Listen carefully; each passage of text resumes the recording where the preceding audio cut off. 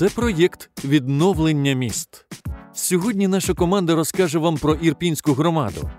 На в'їзді до міста ми поглянемо на відбудовану основну транспортну артерію громади. У всіх людей, у багатьох, в тому числі в Україні і за кордоном, складається враження, що іде війна, а хтось почав щось там відновлювати.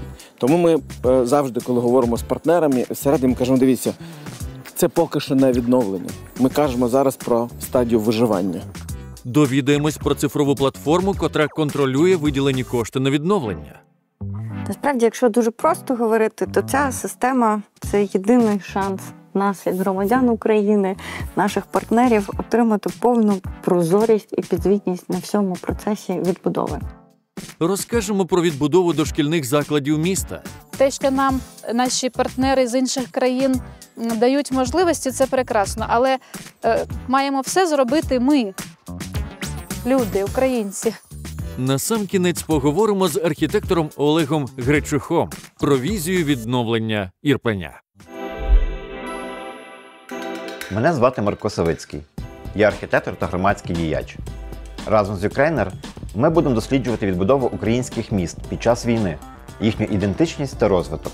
Я стану вашим провідником в проєкті «Відновлення міст».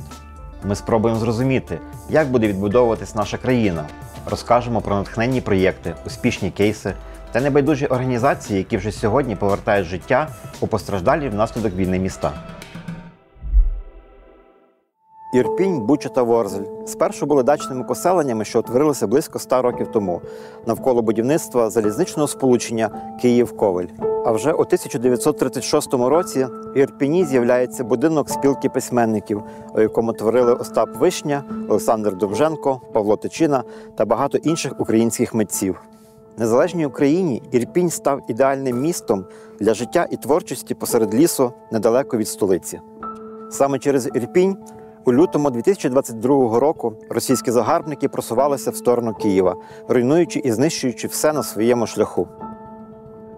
На другий день вторгнення, аби зупинити просування ворожих військ на столицю, військовим командуванням було прийнято рішення підірвати міст через річку Ірпінь у селі Романівка. Під час окупації цей нехай і зруйнований шляхопровід став єдиним місцем евакуації для десятків тисяч українців. Кадри з цього місця навесні 2022 року облетіли увесь світ. Це Романівський міст, який було зруйновано. Переправа через річку Ірпінь стала єдиним шляхом евакуації з окупації для мешканців Бучі, Гостомеля, Ірпіня. Сьогодні сполучення на цій ділянці повністю відновлено. Про деталі відбудови нового мосту ми поговоримо з представником Державного агентства відновлення. Після того, як вже окупанти відійшли від області, нам було прийнято рішення побудувати спочатку тимчасовий перехід, тимчасове місто, він знаходиться там поруч, можемо потім пройти показати, який дозволив тимчасово рухатись транспортом. Через значимість та важливість дороги, яка сполучає Ірпінь, Бучу та Гостомель з Києвом, міст відновили швидко.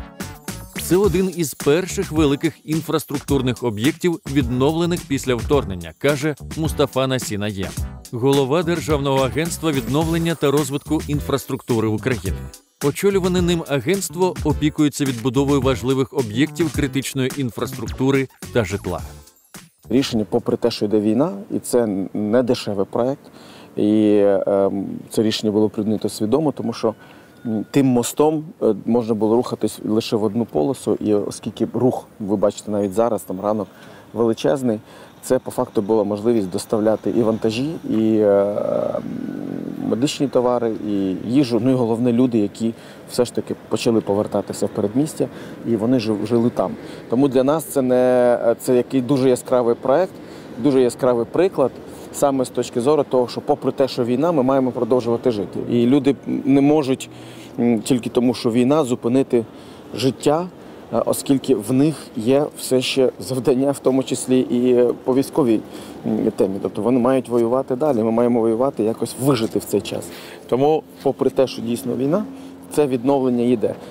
Що стосується меморіального комплексу, дійсно це пам'ятне місце, дійсно тут, я думаю, що для нащадків буде важливо запам'ятати, що відбулося, і зберегти якби, ну, скажімо так, унікальність цієї споруди саме в такому зруйнованому стані, коли ще тільки міст почав розбудовуватись. Наша команда була серед тих, хто ініціював створення цього меморіалу. Ви можете побачити, там є вже деякі ескізні проєктні рішення.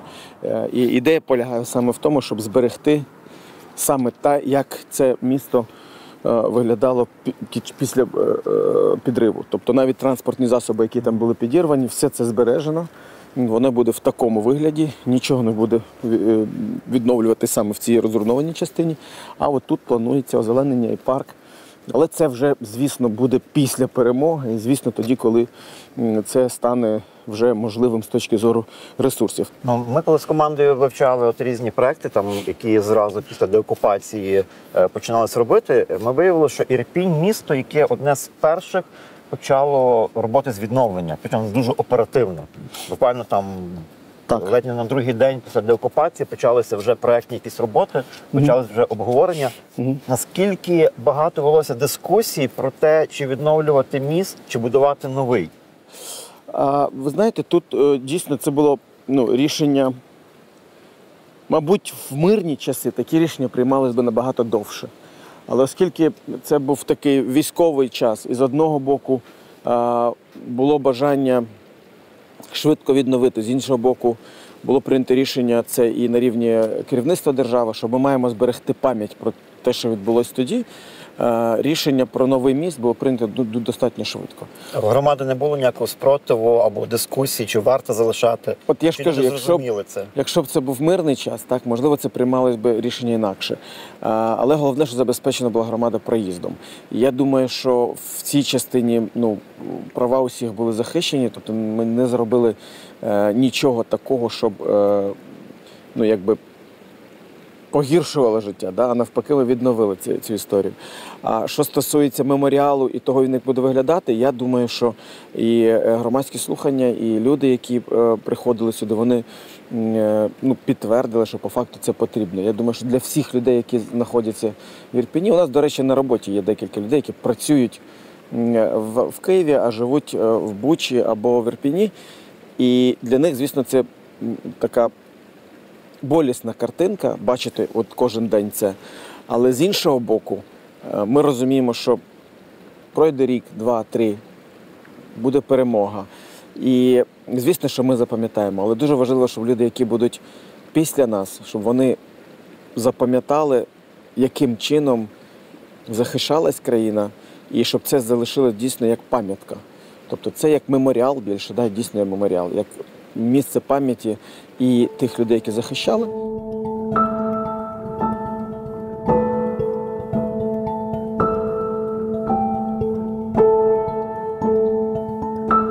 Ми коли говоримо про відновлення міст, в кожній нашій серії ми акцентуємо, що ми говоримо не про відновлення стін, не про відновлення вікон, а про відновлення можливостей для людей. Ми про людиноцентричність, ми про людиноорієнтованість і відновлення мосту, наприклад, ми не сприймаємо як просто бетон, покриття дорожнє, а це можливість комунікації. Це була дорога життя, і вона тою ж самою дорогою життя і залишилася зараз, відновлена. І житло, воно теж дуже цікаве у відновленні, бо це дає змогу людям повертатися. Ми про це теж завжди говоримо, що відновлення інфраструктури, відновлення житла – це можливість повернутися. Зараз це теж буде величезна проблема, демографічна проблема, проблема повернень міста. І чи агентство взагалі займається, розглядає в такому контексті проекти? Чи лише просто відновлення інфраструктури, чи створення нових інфраструктурних якихось об'єктів? Ви знаєте, тут дійсно те, що ви кажете про людиноцентричність. Ми маємо просто всі усвідомлювати, що коли ми кажемо про агентство відновлення, взагалі про відновлення в цілому, у всіх людей, у багатьох, в тому числі в Україні і за кордоном, складається враження, що йде війна, а хтось почав щось там відновлювати. І це дуже йде таке протистояння з точки зору сенсів і змісту, а навіщо під час війни. Тому ми завжди, коли говоримо з партнерами, всередині кажемо, дивіться, це поки що не відновлення. Ми кажемо зараз про стадію виживання. Країна має вижити, дожити до кінця цієї війни, перемогти. Потім ми будемо займатися відновленням, розвитком і так далі. На даному етапі головне – це в умовах обмежених ресурсів, людських, фінансових, просто навіть моральних, я не кажу вже про час, зробити максимально, щоб люди могли жити з тим комфортом, який вони можуть жити, комфортом умовним, тому що ми розуміємо, що ми не можемо зараз повністю зробити там модернізацію, або нові якісь стандарти втілювати зараз і тут. Тому важливо зараз пояснити всім, що ми відновлюємо те, що дозволяє дійсно людям жити і вижити оцей час. Основним пріоритетом Держагентство з питань відновлення обрало дороги для потреб військових. Все, що стосується доставки товарів та вантажів на фронт. Так звані бойові дороги, якими вивозять поранених хлопців на захід. Інфраструктура, яка дозволяє Україні продовжувати війну за незалежність. 70% всього, що їде з країни, зараз їде дорогами. Стан доріг зараз неймовірно поганий. Тому що за 2 роки і коштів було недостатньо, щоб відновлювати, і навантаження збільшилось в рази, в 6, 7, 8 разів. Тому що раніше все їхало портами, тепер все йде дорогами. Ми зараз не кажемо про величезне відновлення. Я дуже сподіваюся, що прийде день, коли ми будемо дійсно саме відновлювати країну. Зараз йде про етап, коли ми маємо зробити мінімально необхідне, щоб ми продовжували жити стабільно і щоб ця економіка ще працювала. Що стосується команди і в цілому всіх, я скажу так, можливо, не мав би це говорити, але я скажу, що для мене з точки зору державного управління і роботи в державних органах влади перші, мабуть, місяці 3-4 початком воєнних дій, я вважаю, були найбільш ефективними. Дуже багато речей було спрощено. І оскільки уряд працював в одному місці сконцентровано, сиділи всі разом, оскільки не було цієї бюрократії, бюрократія кудись щезла. І я буду згадувати ці часи, як часи, коли можна було приклад того, як має працювати державна машина, тому що в той момент нікому ніхто не просив якісь погодження, доповідні листи чи ще щось. Просто швидко робили свою роботу, кожен брав на себе відповідальність, робив і не оглядався. Гаразд, тоді було б ще добре глянути на ці приклади житлових комплексів чи житлового сектору, якими займається агентство. Я пропоную тоді зараз поїхати, подивитися, глянути. До вторгнення ринок житла в Україні був лише приватним. А тепер державне замовлення на будівництво житла має величезні об'єми. Прикладом таких держзамовлень слугує будинок на вулиці Северинівська, 128 в Ірпені. У березні 22-го по будинку було влучання російського снаряду. Як наслідок – руйнування на 8-му та 9-му поверхах.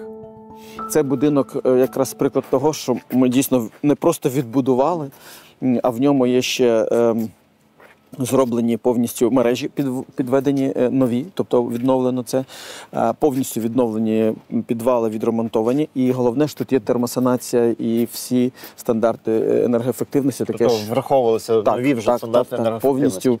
Весь час відновлювальних робіт в частині будинку живуть мешканці. Чого найбільше ми боялись, і наша команда, всі, що ми вкладаються достатньо великі ресурси. Зрозуміло, що людям важко побачити основні витрати, які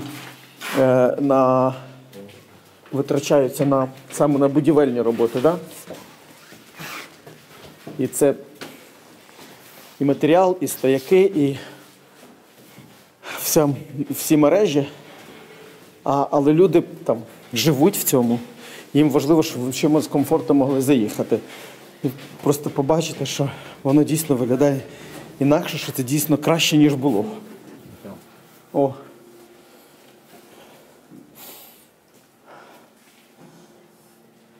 Тобто, по факту, цих стін не було. Добрий день. Добрий день. А скажіть, будь ласка, які стіни було вибиті? Оці? Да. А там те, що на вулиці? Теж була вибита. Оця, от, правильно? Оці? Да. От тут була дірка. От тут. Тут і частково там. От зараз це виглядає. Залити перекриття нове? Так, перекриття були теж нові зроблені. Для донорів, котрі виділяють мільярди на відновлення житла, дуже важливий прозорий контроль за коштами.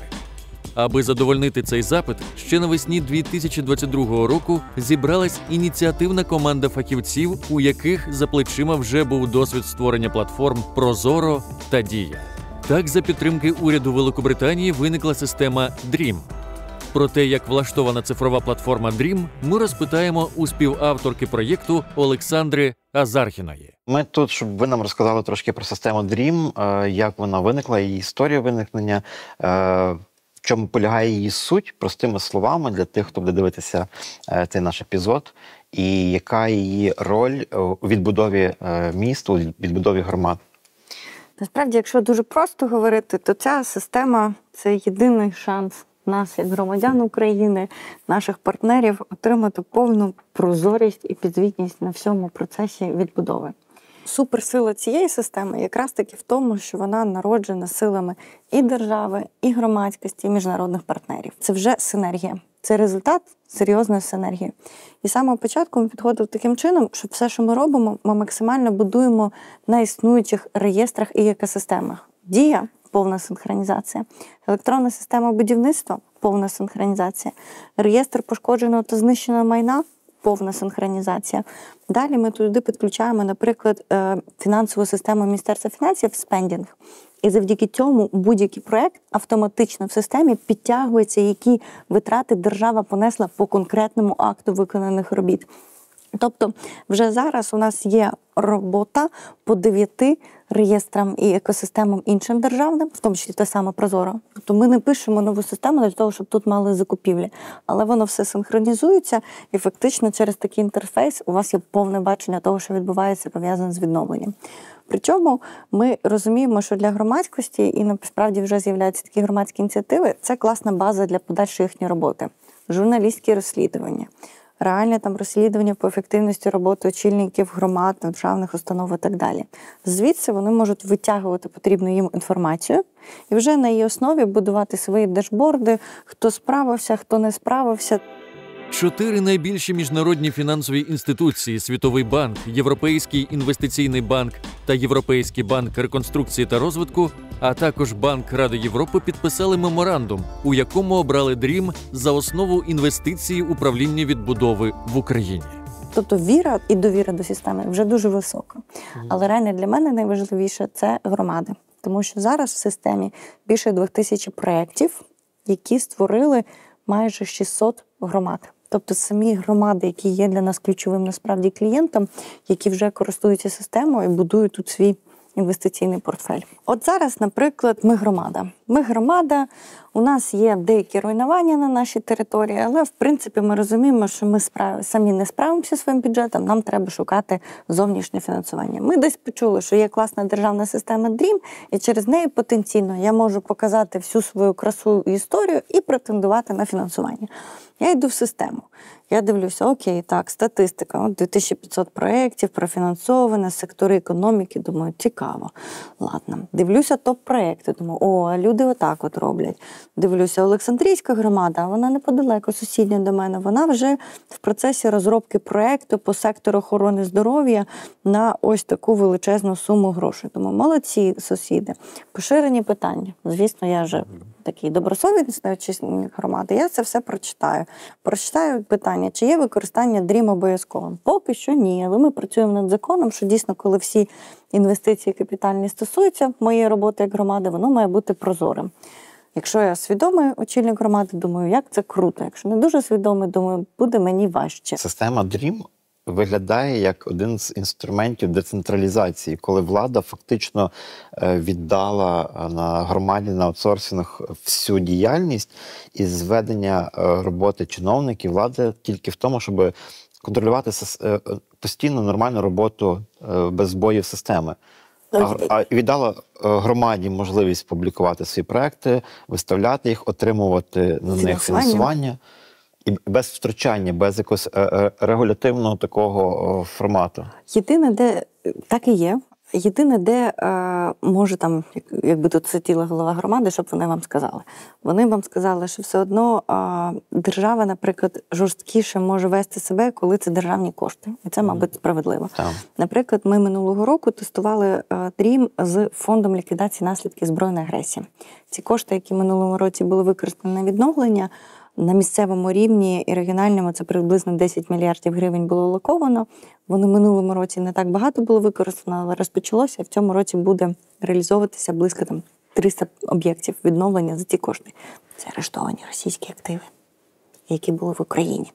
І ми завтра на цьому моменті говоримо нашим партнерам, що а ми свої російські активи арештували і вже використовуємо. Тому любі партнери, не знаю, хто з них дивляться і в Україні, але черга за вами, тому що без російських активів нам це буде дуже важко витягнути. Загалом за понад рік роботи цифрової платформи DREAM вдалося запустити процес відновлення на майже 4,5 тисячах об'єктів по всій території України. Ще один будинок, в якому тривають відновлювальні роботи, знаходиться в Ірпені, по вулиці Северинівській, 131. Ця багатоповерхівка зазнала декілька попадань російських снарядів. Про перебіг відновлення нам розкаже Олександр Матвійчук, провідний інженер служби відновлення у Київській області. Тут можемо візуалізувати пряме влучання, наслідки. Так що от в такому вигляді маємо. Десь в такому стані був і там той будинок. Так. Трішки більше можливо руйнування. Так. Тут ще квартира, може, попросимо в гості. Ще видно взагалі всі влучання.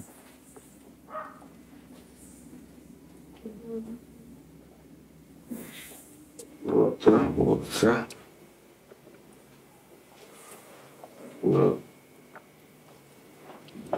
А це було пряме влучання, чи це були якісь осколки, що це було? Розкажіть, Доброго будь дня. ласка. Доброго дня. Звати Марко. У нас програма проєкту «Юкрейнер» відновлення міст. Ми дивимося про те, як відновлюються міста, як проводяться ремонти для мешканців, спілкуємося. Це ваша квартира, ви тут жили? Ми до 12 березня тут були, на 7-й лінії у свекрухи в погребі, то ми вже це не застали. Вже в момент влучання нас тут не було в квартирі. А як ви дізналися, що влучили вам? Вже як повернулися. Повернулися вже? Вже повернулися, так, і тут вже все було зруйновано, тут горіло воно, був вибух, і летіли, ми так розуміємо, десь з того боку, з Бучі чи з кар'єру, там ми вже не знаємо. І влучання було, вибило, повністю все тут згоріло, геть техніка, вся від холодильника, від пральної машини, взагалі металу майже не залишилося, геть метал поплавився. І десь вилетіло, ось воно пробило стіну. Тут, мабуть, ми так думаємо, відбувся взрив, воно почало тліти, все горіти. І ось так от зрушило стіни і довелося так все викидати, все. Кухня зруйнована. І ви потім десь поїхали, десь на Вінниччині. Ми були в родичів на Вінниччині, так. Потім ми приїхали сюди, нам дали тимчасовий прихисток в модульному містечку. Зараз своїми силами, бо ми вже рік чекали, то вже своїми силами намагаємося трошки відновлювати. Ось зараз чекаємо, що хлопці нам допоможуть хоча б вирівняти ось стіни, щоб вони не випадали. Тобто, не переживайте, все буде зроблено. Відчуваєте допомогу?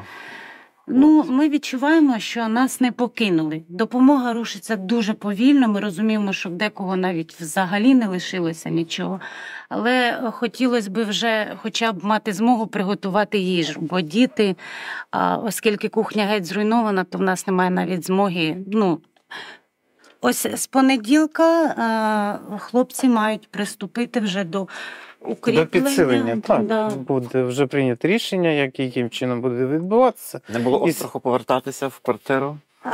Чи було сильне бажання повертатися? Було дуже сильне бажання, і ми були впевнені, що нам нададуть якусь допомогу, що нас просто так не покинуть. І тому, як тільки повернулися, почали звертатися у всі можливі організації, де тільки це можливо було. Звичайно, першим у нас було це міська рада, ми написали звернення туди.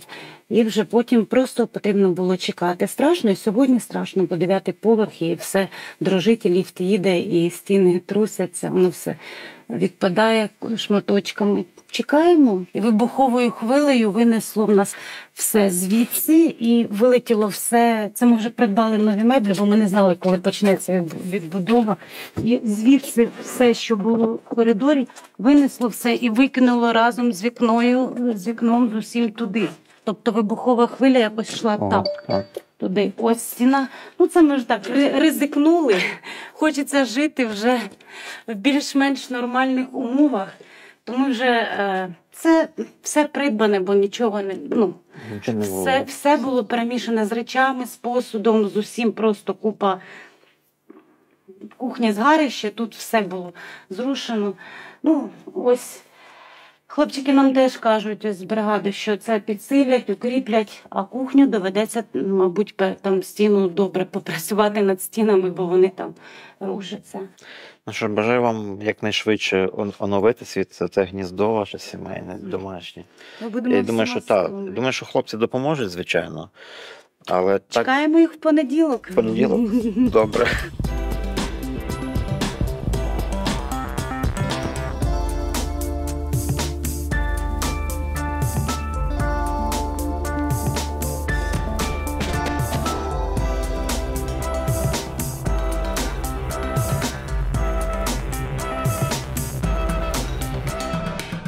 Ми знаходимося біля дитячого садочка міста Ірпінь.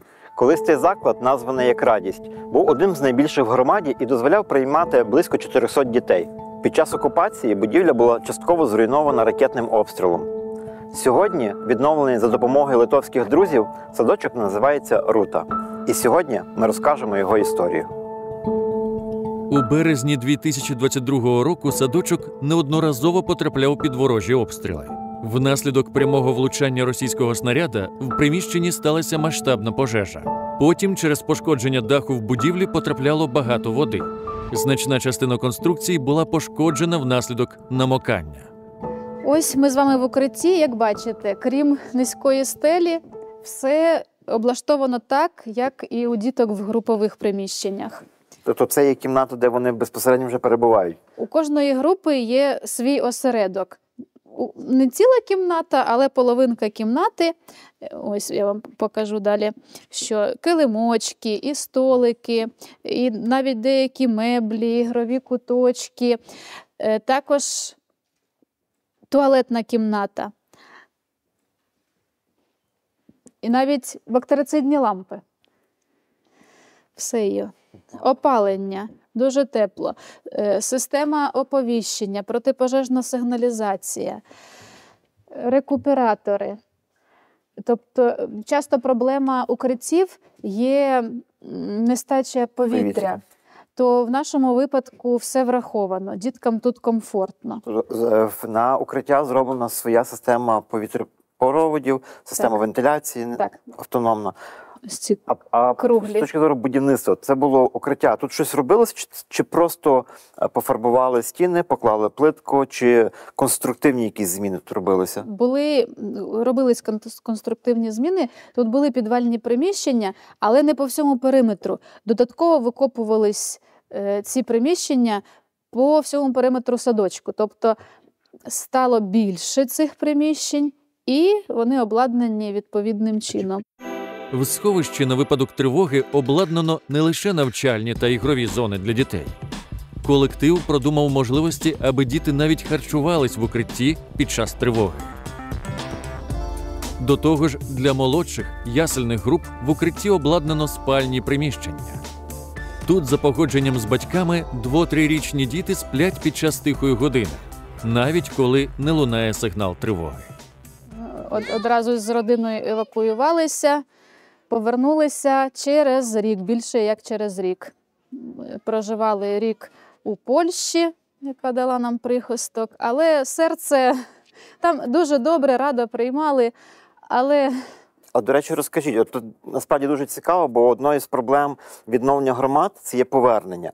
Я підозрюю, що в Польщі, з вашим досвідом, напевно, у вас і були пропозиції багато, і багато в Європейському Союзі дають преференції для наших іммігрантів, для наших переселенців. А питання, чого ви повернулися?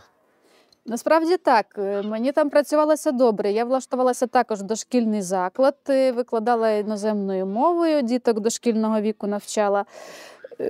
Був і авторитет, і співпраця, все чудово. Але хотілося дуже, серце тягнуло назад в нашу громаду, наші садочки. І от з нашого управління освіти надійшла пропозиція очолити цей проєкт новий, садочок Рута. Тому досвід я мала, працювала також в іншому садочку нашої громади з 17-го року. І ви з сім'єю повернулися? З дочкою, так. А чоловік мій з перших днів вступив до лав ЗСУ, хоча він взагалі не військовий, він маркетолог і мав успішну кар'єру, роботу, але теж все за покликом. В нашій родині ми живемо за покликом серця. І зараз він досі в лавах ЗСУ, в 24-й окремій бригаді механізованій короля Данила служить. Ми пишаємось, тому ми знаємо прикладом нашої родини, як це тримати фронт. Хлопці наші там, ми свій освітянський фронт. Кожен має працювати на відновлення, на благо нашої держави.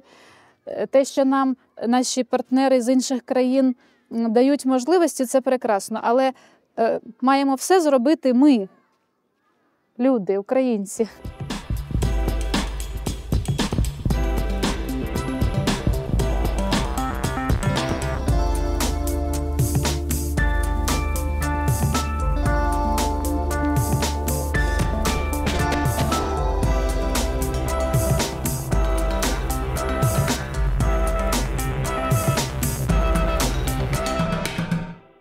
Місто Ірпінь надзвичайно популярне серед молодих сімей. Зручне розташування, недалеко столиця, поруч ліс, парки.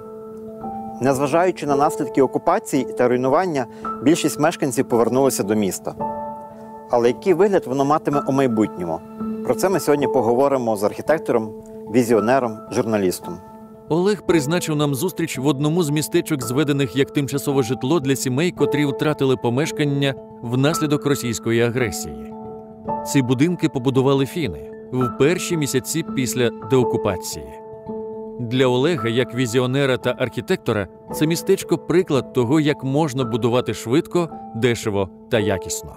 Вони хотіли, напевно, забезпечити і свої матеріали, і свою якість, збірку. І тут, якщо подивитися поближче, ці деталі, як воно зібрано, це фактично недороге житло, можна сказати, дешеве, бюджетне, але як воно зроблено, і порівняно з тим, що взагалі в нас будується, мене дуже здивувало, там навіть торці підрізані в цих дошечок, як вони так всі акуратненько зроблені. Я розумію, ти як архітектор, що крім того всього досліджував це питання. Так, мені цікаво було вузли, як зробити дешево, і красиво, і якісно. І взагалі, фінські будиночки, це ще така з тих ще радянських часів, така легенда ходить, що це недорогі, дерев'яні, красиві і якісні будинки, які не доступні були радянським споживачам. Тобто це щось нове. Тут вже пройшло 1,5 роки, вони мали би від часу бути пошкоджені. Це ж дерево, це ж не матеріал, якийсь там клінкерна цегла чи ще щось. Але тут і... Це дерев'яна. Так, це все дерево, так. Фінське дерево. І очевидно було, що тут навіть ці дошечки, вони не повело їх, не покрутило, ні одного шурупчика не видно. Тобто мене оці деталі просто здивували, наскільки можна зробити таке бюджетне середовище, людяним, якісним, не знаю, там... Це було просто диво, до Magic. Ти цікавився, в чому секрет? В тому, що це реально приїхала команда повністю... Так. Просто вони так живуть. Це їхня культура будівництва, вона не така, як у нас, і нам треба в них вчитися. Тобто вони могли дати просто гроші і сказати, знайдіть там десь недорого ці, не знаю, вагончики, чи як їх назвати, там збірні будиночки, там, хай вам їх там дешево зроблять, довезете, тут же ж вам, все ж на місці. Для чого платити за відрядження з Фінляндії, страхування, ризики, тут же ж постійні тривоги, там і, ну, не знаю, тут люди привикли, що тривога, це от зараз теж тривога повітряна, ну ніхто ж не біжить в укриття, тут навіть немає укриттів. Я просто був в шоці від того, як вони, ганочки, як це все зроблено. Фіни мають дуже глибоку традицію Так. повоєнного будівництва, де їхні будинки будувалися як повноцінне житло. Так, і оце дерево, Так, воно, як я чув від агентства відновлення, вони казали, що коли вони пропонували людям, здається, в Ягідному будувати дерев'яні будинки, люди казали, що вони не хочуть дерев'яні, тому що це тимчасове, щось таке не дуже якісне. Ну, фінські будинки зроблені ще й фінами, з фінської деревини, Так. вони будуть років 50 без капітального ремонту. Фінські будинки повоєнні, так звані прифронтові будинки, вони там внесені навіть культурна спадщина, вони до сих пір користуються там популярністю, тобто вони якісно зроблені. Так, це гідність, це про спосіб життя. Окрім швидкої, якісної та дешевої відбудови, другим важливим елементом, який не можна витрачати намарно, Олег називає енергію для відбудови. Він точно знає, про що говорить, адже його помешкання також постраждало від рук окупантів.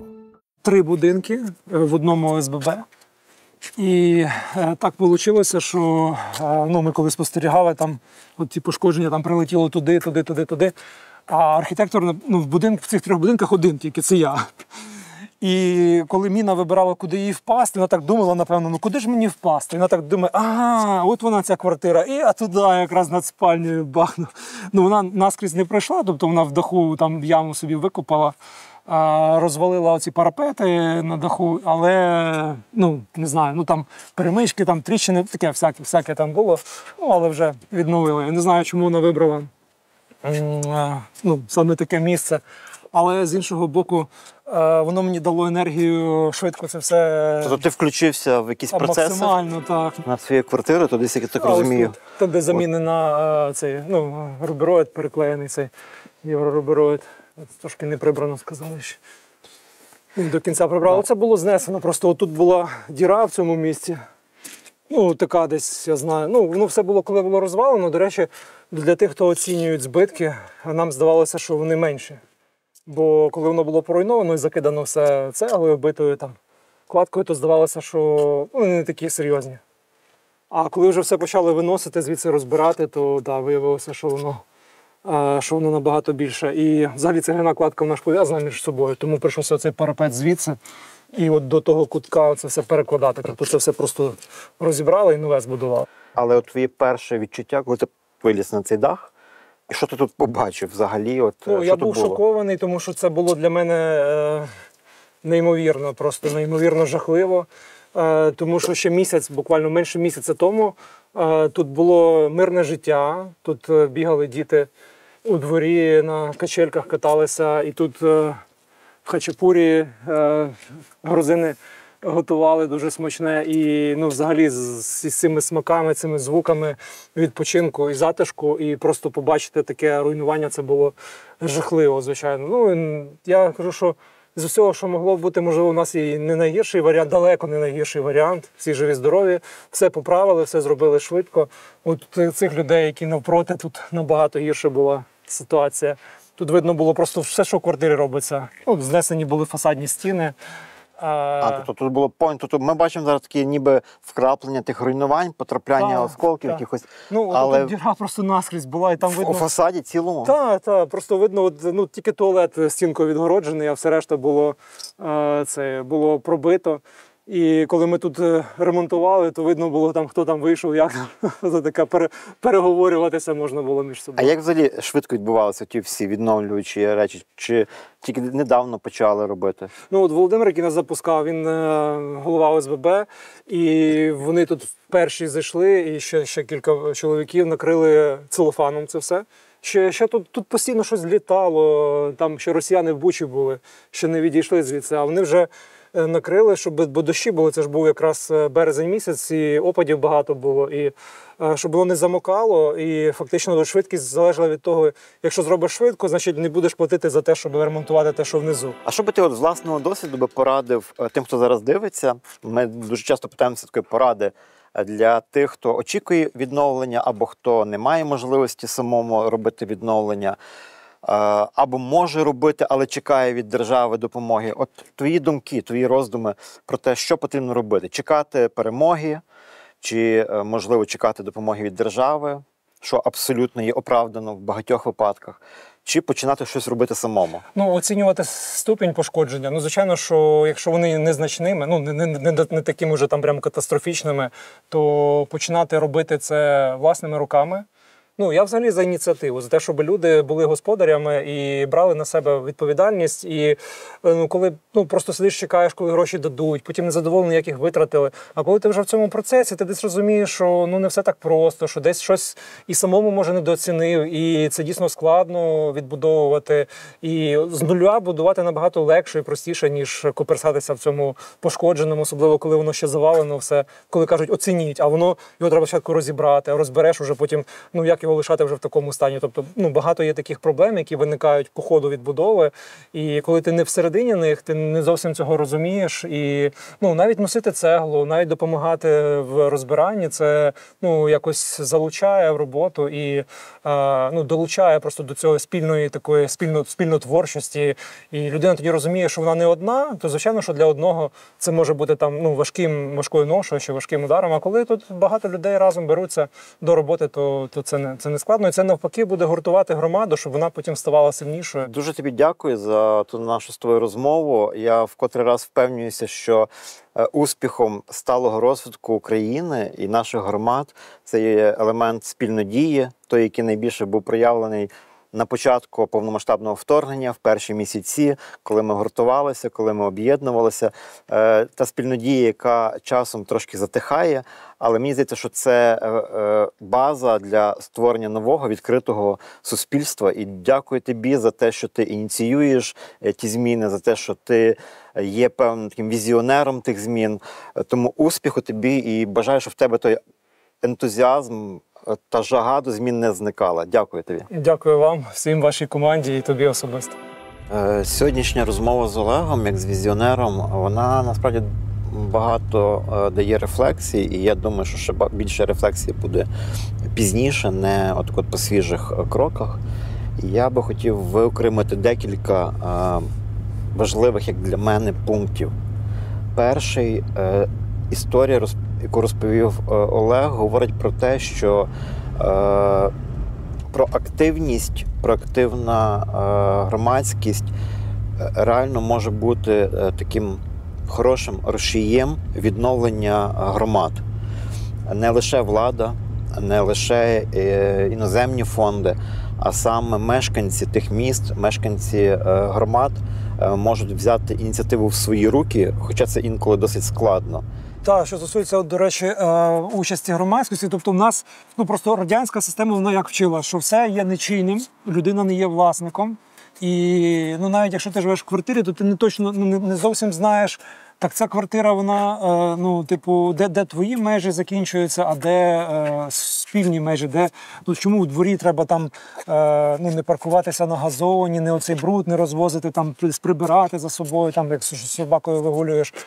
То в нас ще це в такому зародковому стані, мені здається. І от в Ірпені є проблема з тими будинками приватними пошкодженими, яких тут просто куди не тіньоком, так, кругом ці будинки стоять. І мені здавалося, що буде така програма, що людям дадуть гроші і скажуть, ми знаємо, що ніхто краще, ніж ви, не проконтролює цю відбудову, що ми не будемо намагатися вас відсторонити, зробити замість вас, за вас оце, і потім вам дати ключі, перерізати червону стрічку. У мене завжди асоціація з Кім Чен Іном, там цим північно-корейським диктатором, який любить такі якісь речі показувати, там, щоб ще люди стояли і такі в блокнотиках записували, що він там скаже, що там до 5-річки там відновили там 1000 будинків чи там 100 000 будинків.